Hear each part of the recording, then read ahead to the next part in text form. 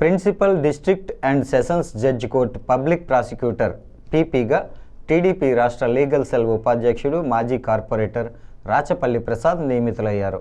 ప్రభుత్వ నియామక ఉత్తర్వులను రాజమహేంద్రవరం ఎమ్మెల్యే ఆదిరెడ్డి శ్రీనివాస్ అలియాస్ వాసు ఆయనకు అందజేశారు.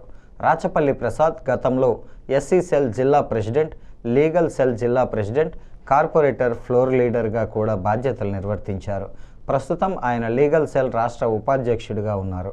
టీడీపీ కార్యాలయంలో ఉత్తర్వులు అందించిన తరువాత ఎమ్మెల్యే వాసు మాట్లాడుతూ, పేద ప్రజలు, బలహీన వర్గాలు నివసిస్తున్న 49వ వార్డు ప్రాంతంలో ప్రజలకు సేవ చేస్తూ గతంలో కార్పొరేటర్గా సేవలు అందించడమే కాకుండా ఒక న్యాయవాదిగా ఇటు పార్టీకి అటు పేద ప్రజలకు సేవలు అందిస్తున్న రాచమల్లి ప్రసాద్ను పీపీగా నియమించడం అభినందనీయమన్నారు. రాచపల్లి ప్రసాద్ టీడీపీ రాష్ట్ర ప్రధాన కార్యదర్శి గన్ని కృష్ణ తదితరులను కలిసి కృతజ్ఞతలు తెలిపారు. ఆయన వెంట పలువురు న్యాయవాదులు, టీడీపీ నాయకులు ఉన్నారు.